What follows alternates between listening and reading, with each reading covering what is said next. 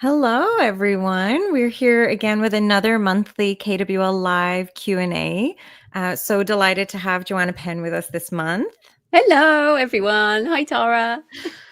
Coming from a very rainy Toronto, we were just discussing how Joanna has taken Toronto's good weather in the UK. Yeah, it's lovely and sunny here in Bath in the southwest of England. Oh, jealous of that. It's feeling very Irish out there right now. But let us know where you're tuning in from in the comments. We'd love to hear from you. And if you have any questions for Joanna or for myself through the conversation, we'll pick them up as we go. Let us know. Would love to hear from you. A little bit of your intro, which I feel like you don't need any introduction, but I will read this anyway. Is that Joanna Penn writes nonfiction for authors and is an award-winning New York Times and USA Today best-selling thriller, dark fantasy, crime, and memoir author as J.F. Penn. She's an award-winning podcaster and creative entrepreneur. And I'm sure if you haven't listened to The Creative Penn, you absolutely should. It's an essential for people that are interested in indie publishing. So the last time we had you on, which I can't believe was in March 2020. Oh my goodness, the beginning of the pandemic. I know. What is time? Like 5 years ago, and how much things have really changed since then. So I guess to kick us off, could you tell viewers a little bit about yourself, about your kind of how you got into writing, and then I'd love for you to talk about the podcast, The Creative Penn, a little bit too. Oh, yeah, sure. So, funnily enough, it's almost 20 years now since I started writing seriously for publication. And I was living in Australia, and basically, I started writing nonfiction. I self-published before. This was before ebooks got started, about 5 years before Kobo. So the Kindle had just launched, the iPhone had just launched. And so the beginning of the ebook revolution, really. So that was sort of 2006, I started writing. 2008, I first self-published, started my website, The Creative Penn. 2009 started my podcast and my YouTube channel, and kept writing. So I also started writing fiction at that time. Basically left my job in the end in 2011, and since then I've been writing across different genres. I've got nearly 50 books of different sizes, different editions, different genres, but as I said, it's been almost 20 years, so I feel like basically I didn't know that I could possibly have this life as a career. And I think that's really important. If you're just starting out, you kind of take that first step, and over time you can move into other genres, you can discover more about your craft, you can learn about the author business. So every step along the way, things change, the technology changes, more opportunities arrive. So I guess that's kind of how I started. And the Creative Penn podcast, as I said, 2009 I started, still going. We're over 800 episodes now.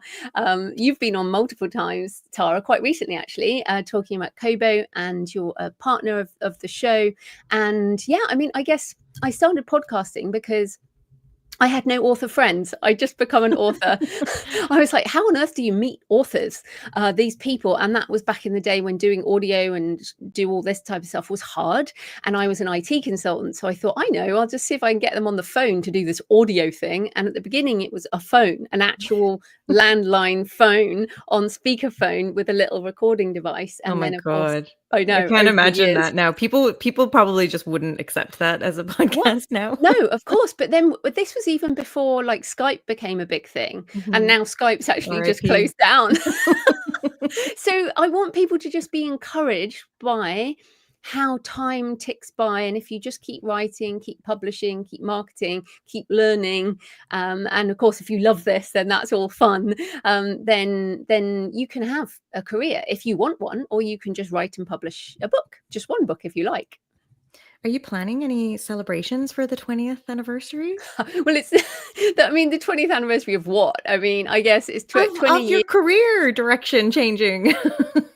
No, every year I do a blog post about the day after, on the anniversary of when I left my day job. Mm. So in September 2011, And I do that every year, which I think is because the career of an authorpreneur is quite different to someone with a day job who writes on the side. And there's nothing wrong either way. Most people do have a job and then they write as well. So I kind of do both.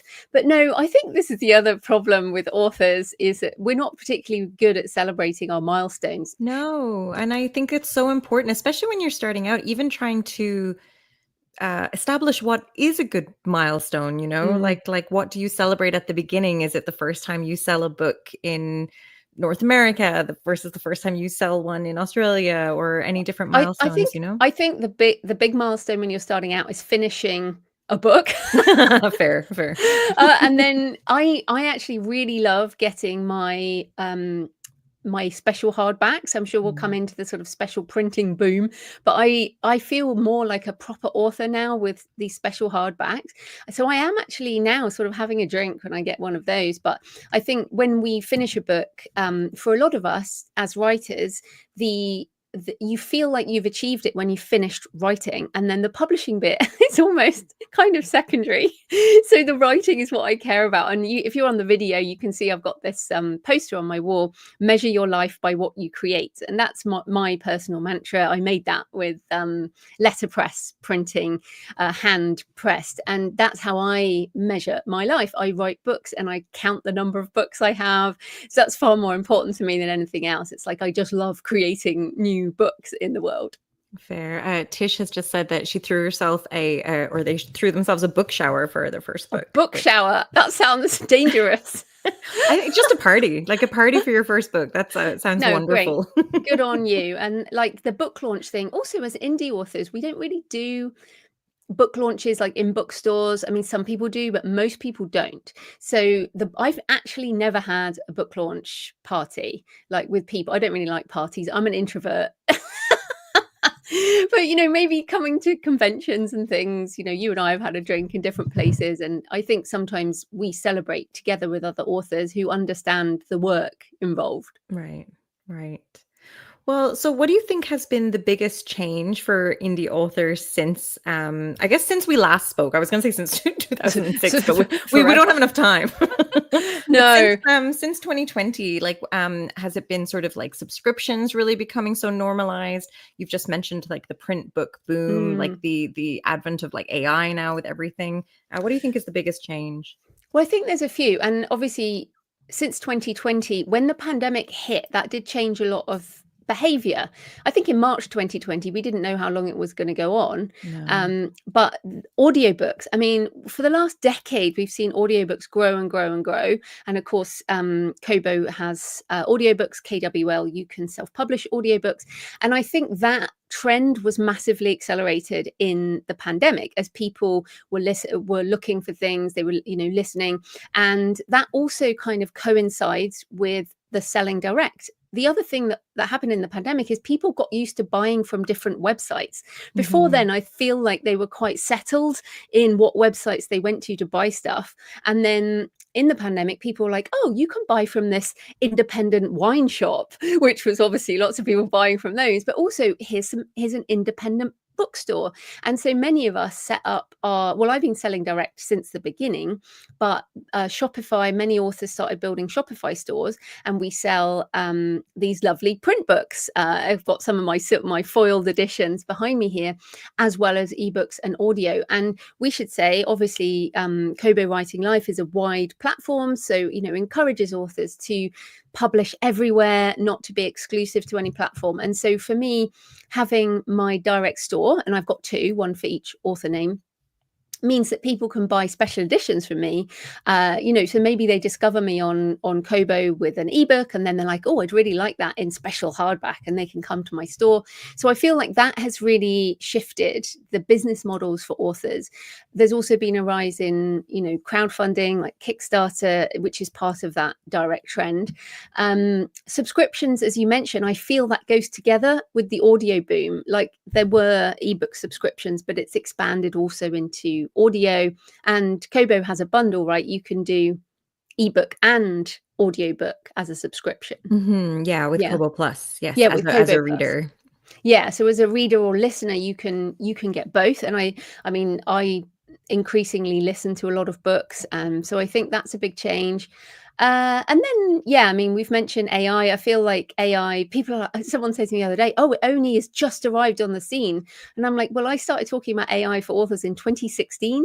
So that, again, like, that's 9 years ago when I started talking about it. And so it's not new. What is new is that it has really become much more talked about, and a lot more AI usage, not necessarily at all for writing the book, but for doing marketing, for making, I've made a book trailer for my last novel, Death Valley. I've made images for social media. I do a lot of marketing with AI tools. So there's lots of things that we can do now that we couldn't do. And again, that kind of harks back to what I said about my original career was born off the back of a technology shift. The Kindle and the iPhone, those two devices ushered in the era of ebooks and audiobooks. And then, of course, Kobo has a wonderful suite of reading devices.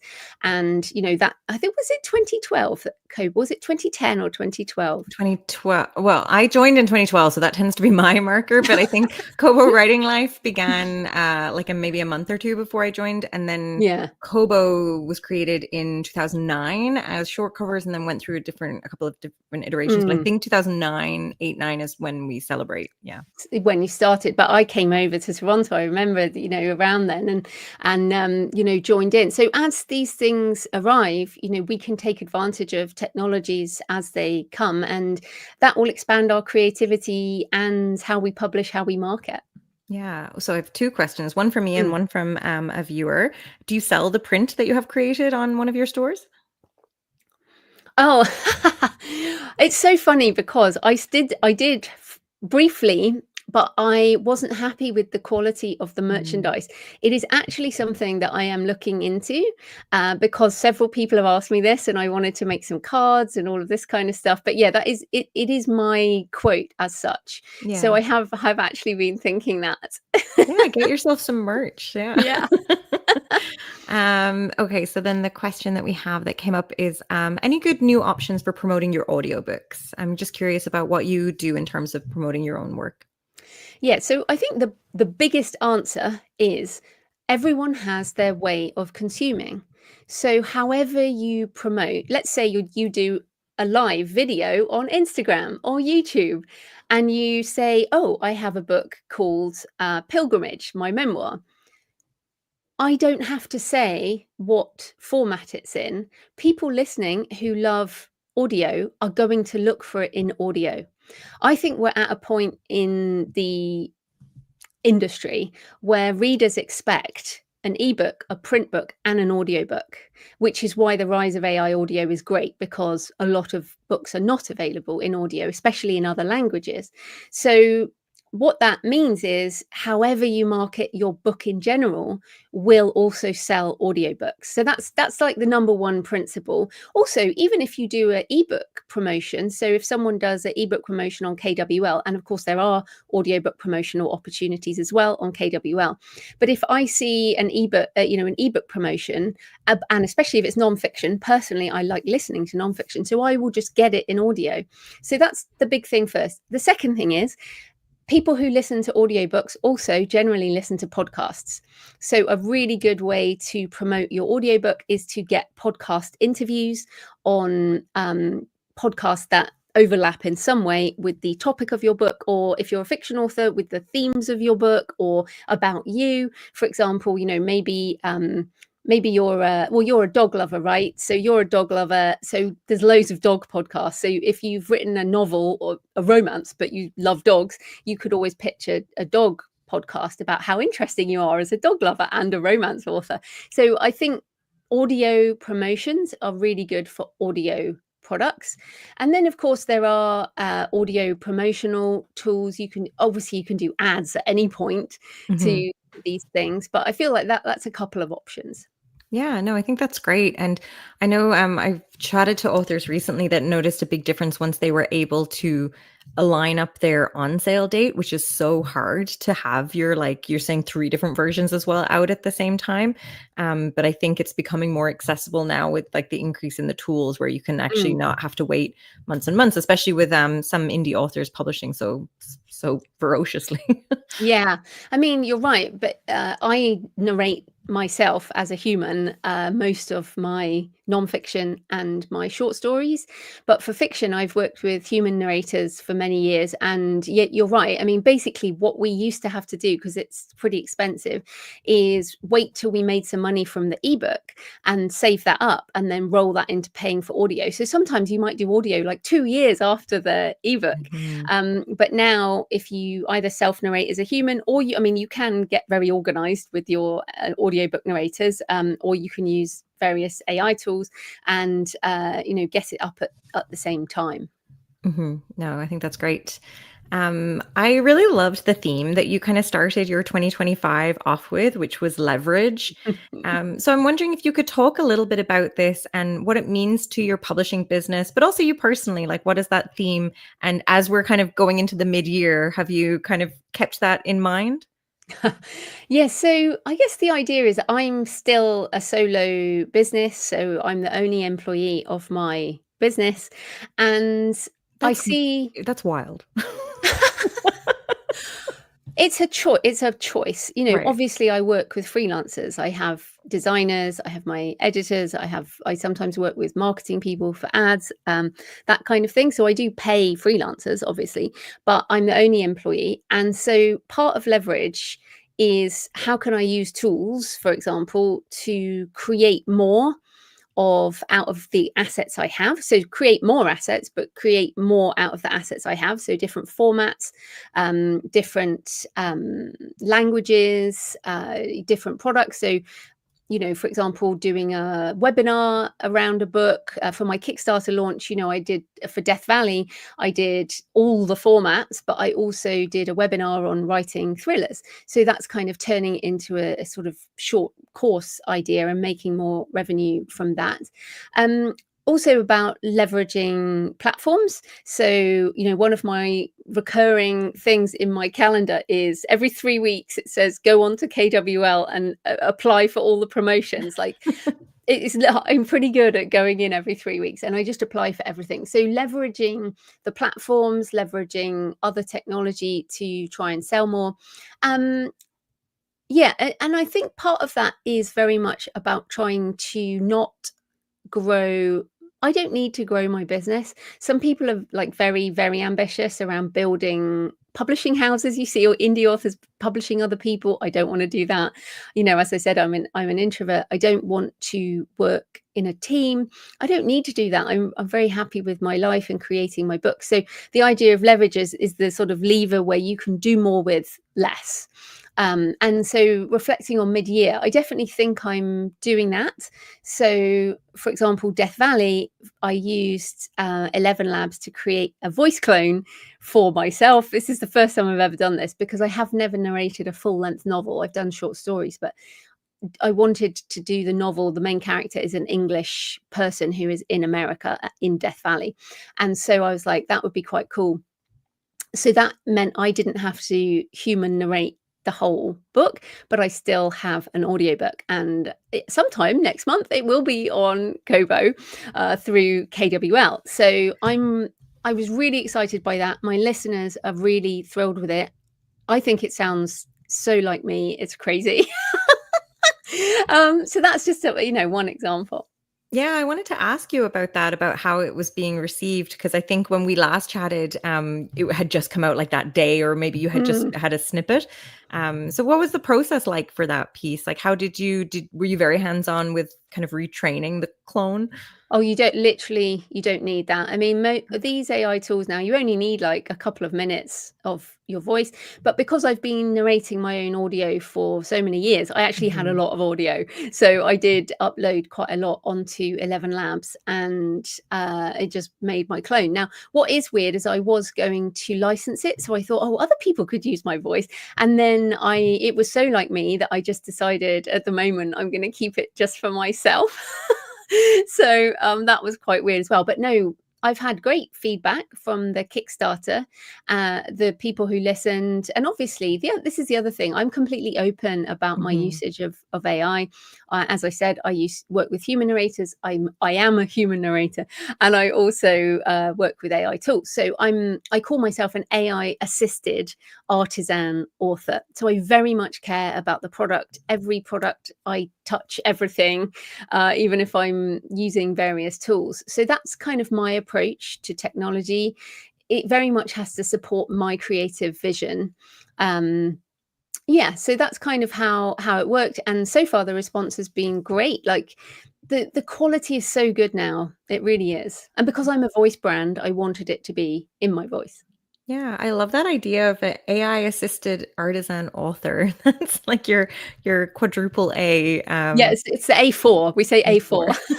Like a piece of paper. It's full circle. Exactly. Right? Yeah. Yeah. Well, like I actually it's 2 years ago now. It was May 2023. I wrote that as a blog post on my site. It's a podcast episode, so maybe we can link to that in the show notes, because I kind of wanted to put my stake in the ground around using the tools, but using them in a way to make our work even better.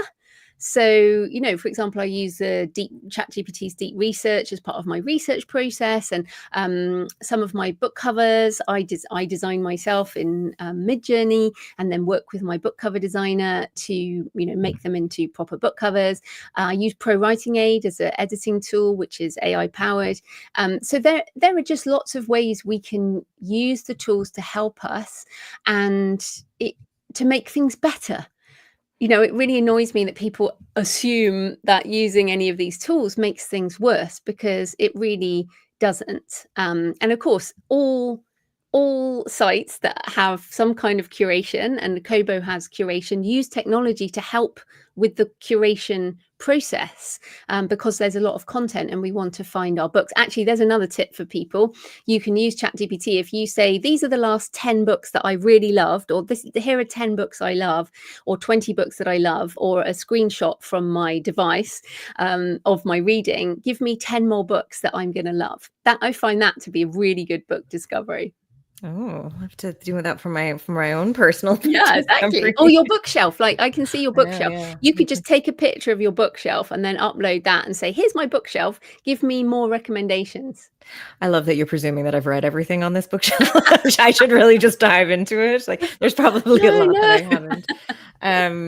But no, I think that's really good. And I like how open you are with the usage. I think, it's kind of a personal decision for authors to be sort of open, but I do think it is best practice to get into the habit of kind of sharing this information. And if you're publishing AI audiobooks through Kobo Writing Life, we just ask that it's like very clearly labeled, because it's all about tempering the customer expectation. Like, you just don't want somebody to be disappointed in the content, and that's what we're trying to avoid. It's funny though. I mean, it's funny you say that, because I've been listening to audiobooks for many years. I am frequently disappointed by human narrators. So I think the word disappointed is difficult. What we don't want to do is just be honest. Like, there's no issue with it. So I have a big digitally narrated sticker on my covers that says that. I don't want to mislead anyone, but to be honest, the quality is excellent now. So I think disappointing as an audiobook listener, I'm disappointed when the narrator isn't good, whether that is human or AI. Or the other day, I just bought an audio and I didn't even listen to the sample, which I should have done. And it started playing and it had background music that didn't go away. And I was like, seriously, I don't want background music. And I stopped listening. I was like, I can't listen to that. What are you doing? There's one podcast I listen to that has this really nice piano track underneath, and I love that. Oh, okay, but that's the thing. But because I was disappointed because I didn't want that experience. So I think that's more what we've got to address that around. It's not about quality. Sometimes it's about quality, but that's not necessarily human or AI.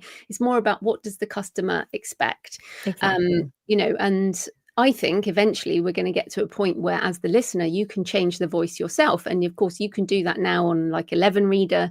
But why should I have to listen to a American male narrate another business book? Why can't I change it to a nice Irish Canadian female voice? I mean, I feel very called out because my phone does, whenever I use Siri, I have an Irish accent on There you my go, phone because exactly. it feels a bit nicer. But it feels like more like the voice in your head, and I Right. think that's the point. That's why I wanted Death Valley to be my voice, because that's the voice that's in my head of the main character. She's a, British female, English female from my area. So I was like, that's kind of important to me. So voice is so interesting, but I do think that people need to stop assuming that AI stuff is worse quality. The level of of these tools now is exceptional. So I think it is more about how do you use the tools to achieve your creative vision. And also, as we've said, the artisan author approach is high quality, caring about every aspect of publishing. Every word that goes out, whatever medium it's in, should be curated by you, cared for by you. I think that's what an artisan is. Yeah, we've just dropped the links in as well for people that are interested in that post and episode. And I would encourage people to listen to the Creative Pen as well, because you're so as you've shown by being in this business since 2006, you're sort of always on the cusp and awareness of like the new technology. So I mean, personally, I just think of you as a resource that I can kind of bounce I am a ideas off of, resource. which is I'm sorry. But No, like I love it. as a just I mean, Useful. Useful is good. I like useful. useful resource of like you're like the expert in some of these areas, like, so that's what I was trying to say in No, a thank you. roundabout way. We've touched on this a little bit, but you've been basically using Kobo Writing Life since day one. Mm. So I'm just curious if you can give us a little bit about your experience using Kobo Writing Life and any helpful tips for viewers. Yes, well, probably one of the biggest things, and I don't even know if you know this, is that I used to go direct on every store.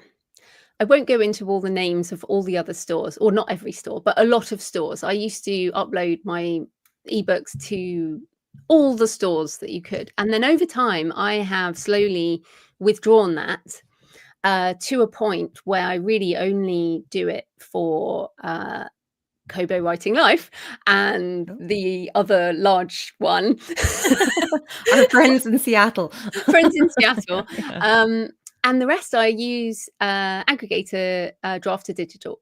And so I think that's one thing, is that I have stayed with Drafter Digital with Kobo Writing Life and Drafter Digital, because it gives me benefits. So I think one of the biggest things is the promotion tab. I think that is just super useful. I think anyone who publishes direct through Kobo Writing Life needs to get the promotions tab. And as I said, go in every few weeks, apply for everything. You will not get everything. It's not like you're going to get promoted, but you have to apply for things regularly enough, make sure it's specific to the promotion. So I do all of that. What else? Bundling and box sets, I think, are really good. So if I look at my total sales over my entire Kobo Writing Life, then the biggest sales are box sets, because readers like box sets, and they are also easier to promote. And even things like if you do a BookBub and then the BookBub list goes out and drives traffic, doing that to a box set is also really good. So I definitely think those are good. I automatically enrolled in every single Kobo Plus thing in every territory, I think. 28 now. Yeah, there we go. And Yeah. I mean, I don't see any reason not to be in a non-exclusive subscription program. It just seems like sensible. And people are like, oh, but it might cannibalize a sale. I'm like, no, it won't cannibalize a sale, because as we said earlier, people read or listen in the way that they want to read or listen. And some people are subscription people, some people are audio, whatever. So being wide, to me, being wide is being proper wide and reaching readers wherever they are. What else? Well, there's a question from Cindy. He's just asking, are there other like promotion options with the other retailers that you're perhaps missing out on by going through the aggregators? Yes, I'm sure there are. But there are also other promotional things within the aggregators. So, for example, Drafter Digital does send out emails that say, do you want, you can submit a book to this promotion. So they do have that kind of thing. But obviously they take another cut. So I do obviously get more money being direct with KWL. But the other thing is, again, I don't want to mention all the names, but some of them really just stopped caring about their publishing experience and haven't updated the platforms. And so it just became technically very hard to publish on some of these other platforms. And it was just very, very annoying. Wow. And When you're only one person, you're saying, as well, running Yeah, your whole exactly. business. Yeah, Yeah. so it was very annoying. But in terms of the promotions, I was thinking, yeah, I'm not going to get into the details. I've been around so long now that I've just also seen platforms come and go and Mm. come and go. And, you know, I often jump on platforms only to find that they die. But although in the last few years, I just wait because to see if they are going to die. But yes, there are always more things you can do. But at the end of the day, you have to be strategic about your time, and this is a big tip. I'm actually just finishing Successful Self-Publishing, the 4th edition, Wow. which is coming out, will be also on Kobo. It will be 9th of June. And the audiobook, I'm human narrating the audiobook, so that will be out also. But I had put off writing that 4th edition for a while because I was like, I don't want to do it. And then when I've done it, I've now realized that what I thought was simple is actually quite complicated especially for new authors. So self-publishing, there really only used to be one way to do it. And now there are so many ways to do it, so many choices, that you have to be a lot harder with yourself. So you have to say, I am going to do this and I'm going to try and ignore everything else, like book marketing. I mean, goodness me, how many ways are there to market a book? So many. And at the end of the day, it has to be about, what kind of life do I want? How do I want to spend my time? And yeah, I think that's probably what I would say to people is, you need to choose your path, make your decisions. Yes, there are always things you're going to miss, but it's that 80-20 rule. Like, what's going to get you 80% to where you want to go, and just ignore the rest. Mm-hmm. Oh, I wanted to ask you about like information, like any advice for authors starting out like today into the self-publishing industry. And I mean, it sounds like that book is going to be an excellent resource, but even trying to like learn about all of the options, like it can be so daunting. Where would you Yeah. advise authors begin, or how to, I mean, I always think the first piece of advice is probably to keep writing, because the more books you have, the easier things will get. But what would be your advice for people to learn about the industry now, and to figure out where they want to put their attention? Yeah, I think the biggest thing after finishing a book, like, don't start lots of books. I mean, that's another big issue. Finish a book, go through the editing process, finish it, and don't get caught up in all the publishing choices until you at least have a finished first draft. But then the other thing is your definition of success, because the most disappointed authors are the ones who thought they wanted one thing, but actually wanted something else. So, for example, I went into self-publishing back in 2007 because I always ran my own business and I wanted to run my own business. I looked at the traditional publishing industry and was like, why does it take so long, and why are they taking so much money? I think I'll do it myself. And that's just a personal choice. But if you are somebody who's just starting out, but you really, really want a traditional publishing deal, then do that. What annoys me about the whole indie thing is people say, oh, well, if I don't get a deal, I'll self-publish, as if this is the easier choice. But of course, this is just as much of an active choice for a lot of people. But yes, if you do want to come into being an indie author, I think then it's, again, deciding on your definition of success. For example, some people do want to make really good money. Some people just want to publish one book, hold it in their hand, maybe see it in the local physical bookstore, have a party, and that might be it. Like, my dad published a book a few years ago. Well, I helped him self-publish a book. He wanted to do one book. He's retired. He didn't want to promote it. We did a book. We printed it. We had a glass of bubbles, and that was it. He was happy. Whereas I'm obviously running a business as an author. So I have, I'm writing different books and publishing them and marketing them.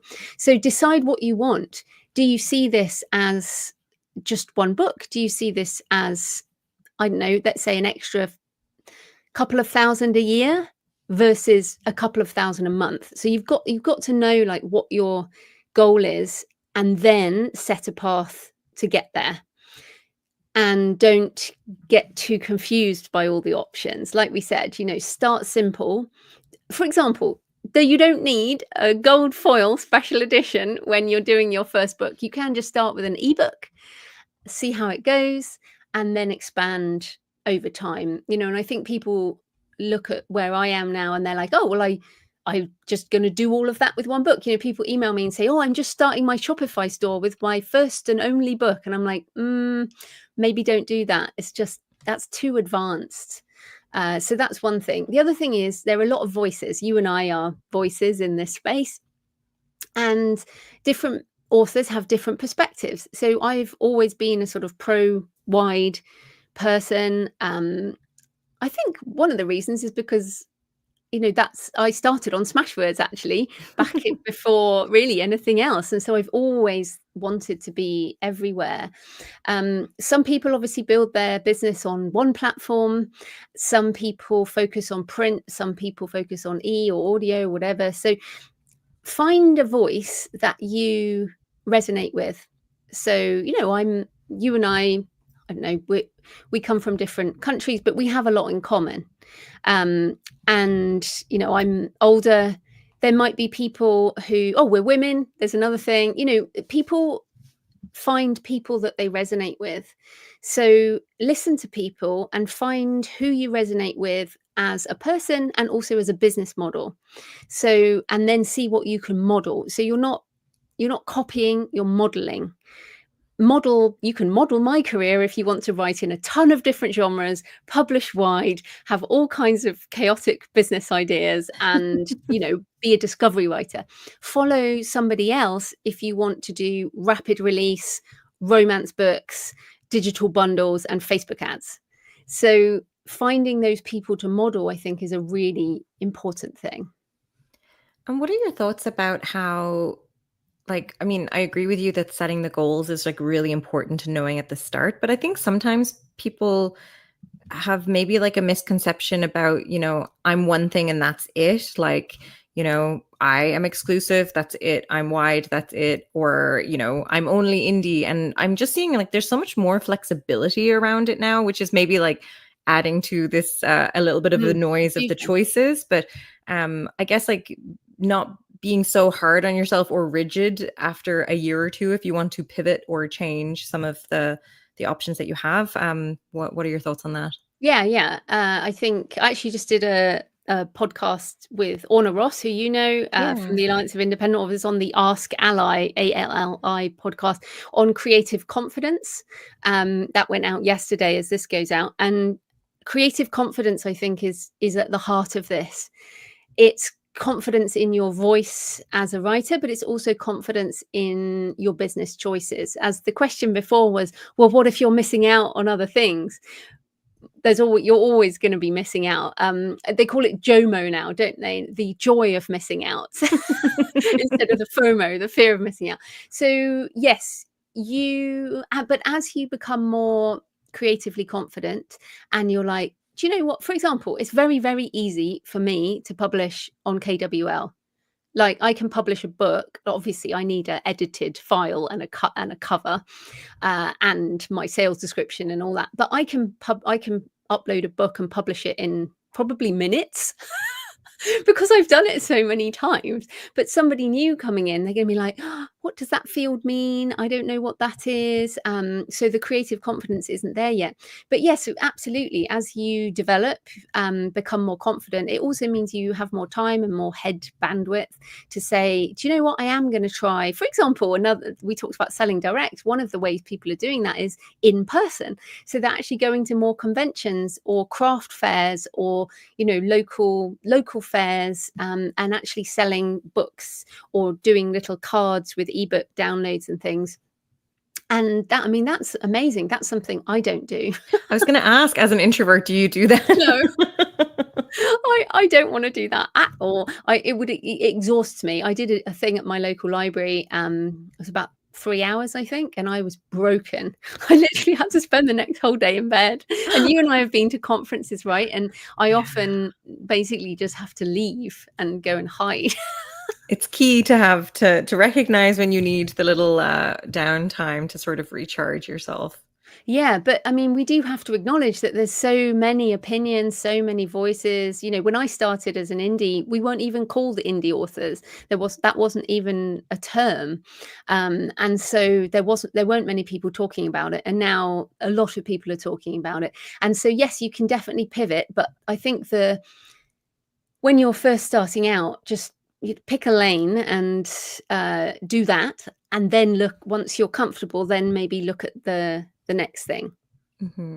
Well, on the flip side of that, and maybe the creative confidence is the answer, but what advice would you have for somebody that has been in this business for a while? I know going to conferences now, there's always a lot of sessions in the past couple of years, like on like combating burnout and just maintaining how just being able to maintain working in this industry. So, do you have any advice for kind of people that have been publishing for a long time and want to keep refreshed within this?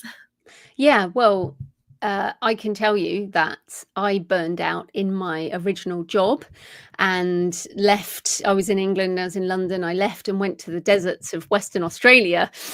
Like I was so burnt out, I needed that much space. So I, touch wood, have never been like that as an indie author, partly because I've never done rapid release. Mm, And I've also written all over the shop. And so one of my tips is if you're doing this long term, you need to write books for you as well. yeah. I don't write to market, especially in fiction and memoir. I do write to my audience now as nonfiction, but like successful self-publishing is really because I get the same questions every single day. But I think so. Look, if you want a long-term career, you have to love what you're creating. And of course, some people write one for you, one for the market, that kind of thing, if you need to make a living with it. So that would be one thing, is keep sort of creatively refreshed by trying new things. And new things might be new ways of publishing, like we said, like the special editions, or changing it up by building a store and using ads to get people to your backlist or something. But the other thing I think is really important, and it's something I've done since the beginning, is if you do this long term, you should also treat it like a job, and you should be paying into a pension, superannuation, whatever people in a normal job do. So, you know, you're an employee of Kobo, so there will be pension, superannuation, you know, percentage of your salary. That's what happens. And so this is something I'm pretty passionate about for authors. You should also do that. And when people say, oh, my books are my pension, I'm like, no, they're really not. Because you have to keep marketing. And so if you're in this long term, hopefully you have a lot of assets, and hopefully you have put money aside into pension, superannuation, investments. And so if you haven't, then get started on that too, because at some point you might want to retire. And I think that's just a good idea. Yeah, and I think to consider estate planning as well. I mean, if you wanted to retire, I know that, you know, if you think about, I always compare like the music industry to like the digital book industry, or some of the artists like selling the rights to their work because they don't want that We would all anymore. love to be Bob Dylan and I sell our know. backlist for 700 million or whatever it was. I mean, the reality is, with estate planning is, and I get emails a lot about this. There's some good books. I think Michael Laron has done a book on estate planning, and also Matt Buckman, something about the letter that you write to people, you know, your heirs and successors. The reality is most of our family don't want to run a book business. So you could think about estate management if you really have something significant. But as I've said to my husband, just sell it for what you can get for it. And then Well, that's what your letter says. But as long as you have a letter, you know? I do not expect anyone to be running my book business once I pop off. I mean, really, that's why I actually like what Bob Dylan did, because a lot of estates have like Prince, for example. I think is still having problems, whereas Bob Hmm. Dylan is still alive, and yet he sold his entire backlist while he was still alive in order to prevent all of that after he dies. So yeah, you never know. I might get, I don't know, couple of $100,000 or something for mine. British pounds too, so you know. Woohoo! Yeah. Well, you mentioned you started the podcast because you didn't have any other kind of friends that Friends. were working in the same industry. How important was that community building to you, and did that help with some of the creative confidence? I know you've mentioned Ally are just such a good resource for authors, but I guess I tend to think about the community as something that's really a big part of this industry. Yeah, well, again, back in 2009, as I said, weren't even calling ourselves indie authors. I was on Twitter when it really started back then, and so I had Twitter and the podcast. And between the pair of them, like Orna Ross from the Alliance of Independent Authors, we met on Twitter, and then I invited her on the podcast because it was my way of kind of, trying to learn things, but also meet people. And then we ran into each other, like literally ran into each other in a library in London and became friends. And Orna's, a very good friend. And so, yes, Mark Leslie Lefebvre, we both know, who used to be your position at Kobo. Mark and I also met on Twitter, and then we've both been on and off each other's podcasts. We've co-written a book together, The Relaxed Author, and we see each other at conventions and all of that. And so I very much used social media and my podcast to meet people, many of whom who have become friends. And so, yeah, I feel like you have to do something. So again, I'm an introvert. I much prefer one-on-one conversation than big groups. So some people are very happy going to conventions, finding people and hanging out in groups and making friends that way. Not me. So that's just the way I did it. But yes, meeting other like-minded indies is so important. So as we said, the Alliance of Independent Authors has a free site, selfpublishingadvice.org, but also has a membership with a private forum and lots of people you can meet there. Lots of genres have groups and meetups that you can look at, but also you need to be really clear about who you hang out with. So there are still, there's a couple of conventions here in the UK that I don't go to anymore because every time I've been made to feel like crap, basically. Like, you are not worthy of this. And so I'm like, do you know what? I don't need that. I'm just gonna go hang out at Author Nation or whatever and be with people who have a different mindset. So the mindset of the people you make friends with, I think, is important. Yeah, I don't want any you to feel like that from any events. That's no, you only put your time where you're feeling valued, I think. I think that's really important. But also, I mean, equally readers, authors can be snobby, but readers can too. Like, we both know romance authors, incredibly successful romance authors who've been put down by the mainstream media, by the industry, by other readers who think it's only right if you read one other type of book, or there's that kind of attitude throughout the industry. I think what's important is, as book people, it's like, please support anyone reading any book, because books are, all of this is silly. We should be saying, oh, don't go play that game or don't go watch that TV show. Like, anyone reading any book in any genre is like a good thing. Absolutely. I mean, Cindy's also just saying that mean people thinking you rock, Joanna. So, Thank you. But no, I agree with you. It's like anytime that you're getting a reader to sit down and spend that time that they could be doing literally anything else. Yeah. And it's just such hard-won time. And if you're able to get that, then that should be kind of what you're celebrating and focusing on. I know lots of authors do have reader groups. Do you have reader groups like on Facebook and things like that? Or did you do that? Not really. Again, you have to lean into your strengths. Right. So, and also, I really advise people do Clifton Strengths. I'm sure you've had Becca, maybe had Becca Simon. Yeah. Becca is great, Clifton Strengths. So if you do your Clifton Strengths, that might really help. And I'll give another hat tip for a ChatGPT prompt. If you upload your Clifton Strengths report to ChatGPT and you say, I'm an indie author, what would I be good at as an indie author, and what would I struggle at? It will give you some really good pointers.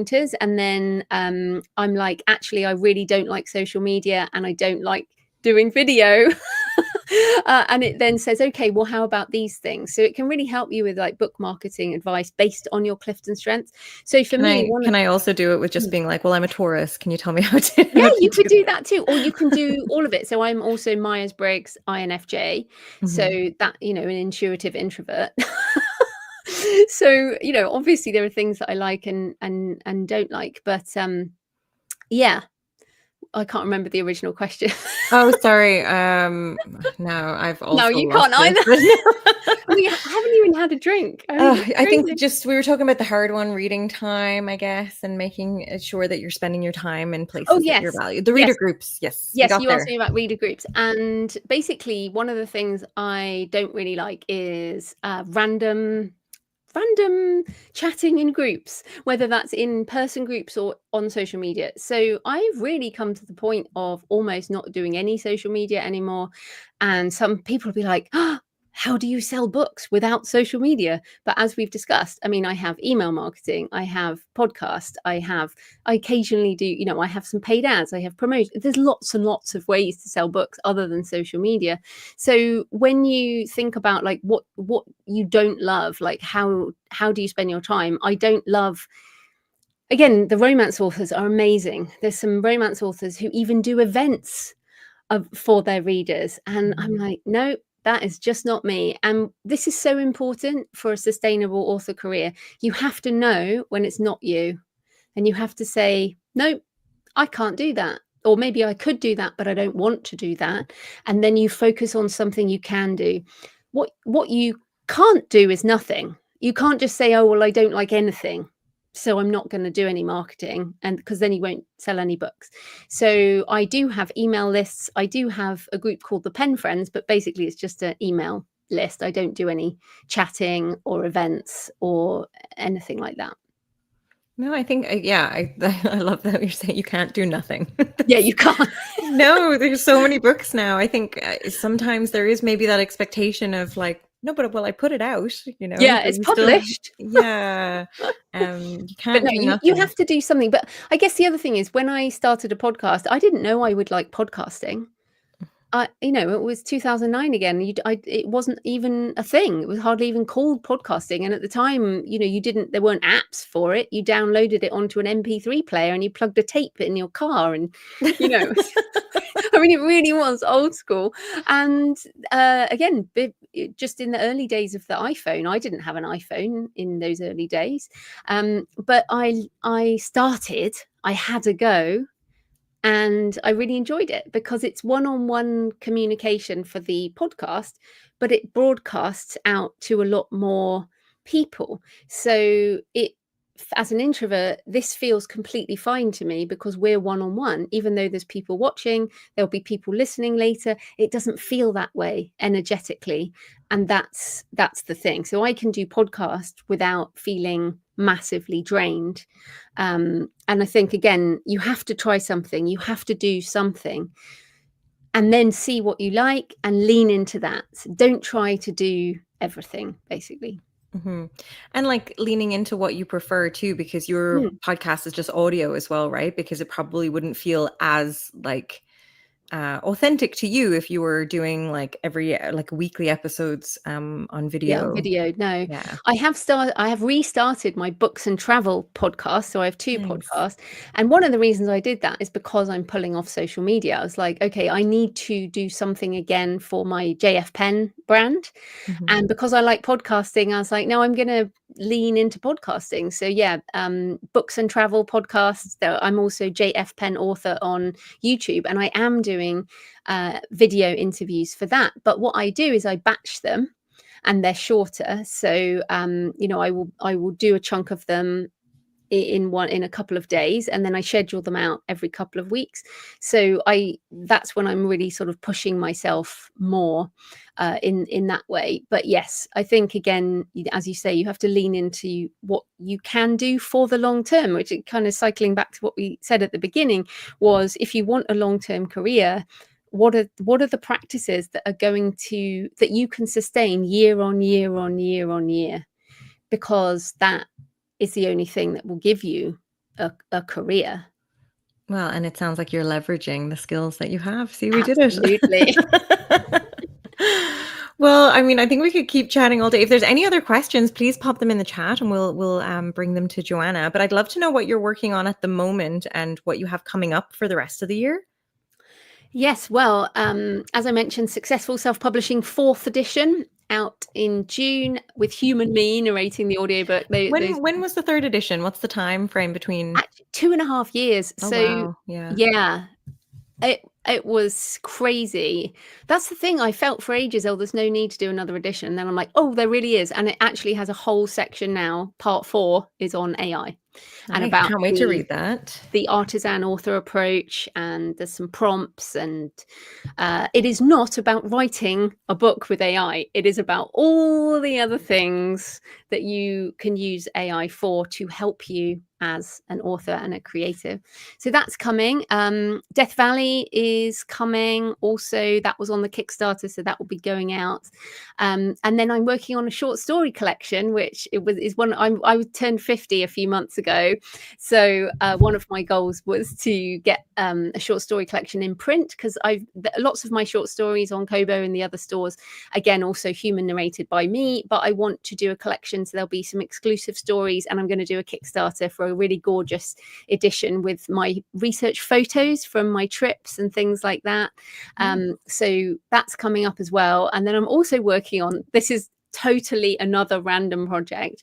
I'm calling it the Gothic Cathedral Project, and it's it's a non-fiction under my JF Penn brand, and it will be a set of essays and a photo book on English Gothic cathedrals.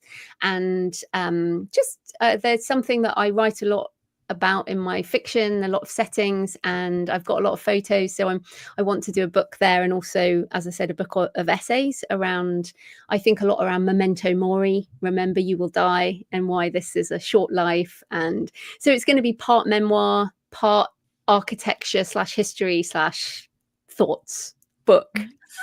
Not written to market, obviously. Have you started writing it? I've got like about 30,000 words all over the place, but that won't be this year. That will be next year. But I'm doing a lot of research trips. I was going to ask, so that's a good excuse to go and revisit some of the places. Are you going anywhere fun? Well, they're all English, so it's all in England. So that doesn't mean the answer is no. No, but as in, I'm not traveling a long way. I might do European Gothic cathedrals next, or French Gothic cathedrals. If it goes really well, there'll be a series. Yeah, that would be awesome. But yeah, sounds like you've got a lot in the works, and you're doing the Books and Travel podcast too. Yes. Books and Travel podcast and the Creative Penn podcast, if people want to have a listen to those. And yeah, that's probably the best place to find me. I wouldn't even bother on social media.